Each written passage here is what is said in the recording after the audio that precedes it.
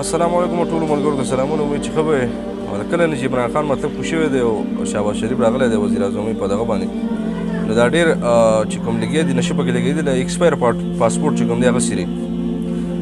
ځان له کار راښکلی دی. مطلب دا دی لګیا دي او ناس په پردي ملک دي اړو پاکستان ته تر زمه نه د پاکستان داسې کوم او پاکستان کې اړو ژوند کوم نه ته ما ته دا وویل اول پیدا شوې ته په کوم ځای کې مړه دا رالوی په کوم ځای کې شوې اوس د ایله بیله برید ترې راوختو مطلب دا ګیره دې وشوه شناختي کارت دې په پاکستان کې جوړ شو لاړې په بار ملک ته لګې د پاکستان پاسپورټ سیرې خدای هم ځان لا کار کړه دا څه کار روان کړلی سړیه هلکه که عمران خان کوشو بل راوخت بل وزیر اعظم شو بل اوس به بیا دی کوشي بل اوس به بل راشي ته لګې پاسپورټ سیرې دا ټول چې څومره پاسپورټ دي دا ټول ایکسپایري پاسپورټ دي ځکه چې هر مسافرۍ کې د 10-12-15 کالو پر وشي 2-3 پاسپورټ پکې د سړي ایکسپایر کېږي دا ټول د سر په بریکیسو کې پراته دي هلته ورسره پراته دي ته نه راشې داسې یو د مور زوی ما ته وښایي چې یاره هغه دې پاسپورټ ما ته داسې شو کړي چې یاره دا پلانکی تاریخ دی پکې پلانکی مطلب زما نوی پاسپورټ دی او په دې تاریخ کې به دا ایکسپایر کېږي یعنې د 2025 پاسپورټ ته دغه که که نه سیري که چې به کوم کې ایکسپایري 2025 وي دغه پاسپورټ سیري کوي ځه تاسو ته ګوره مړه دې خلو ته وګوره سړیه بل اوس به راخلاصې په پاکستان کې به ناستې بیا خدای خو م ځان له غر کړ یو ټرین هم روان کړلی کله څه کوئ کله څه کوئ مړه ویډیو پې چونکې ما ډېر ریلیټ وکړل بهرحال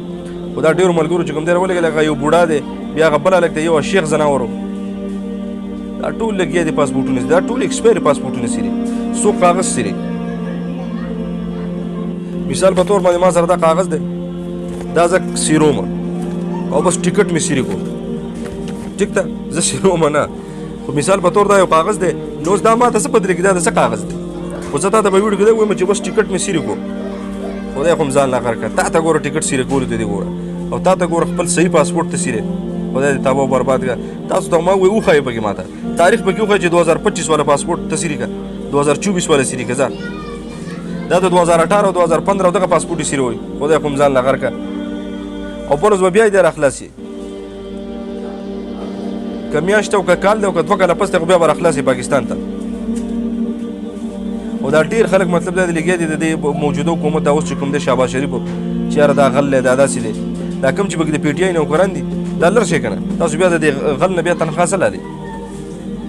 وره چې کوم بس راغی بس هغه راغی د الله نه د خیر سوال کوي چې یاره بس په پاکستان کې هم نو امن وي ارزاني غریب پکې خوشحاله دغه حکومت زموږ پکار دی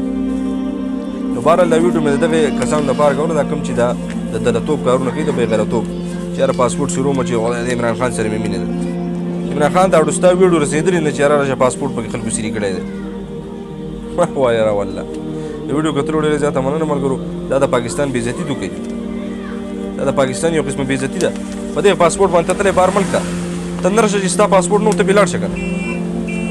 ملګرو د ویډیو کتلو ډېرې زیاته مننه که ویډیو مو خوښ شي ویډیو لایک کړئ چینل ضرور سبسکرایب کړئ باچا آفیشل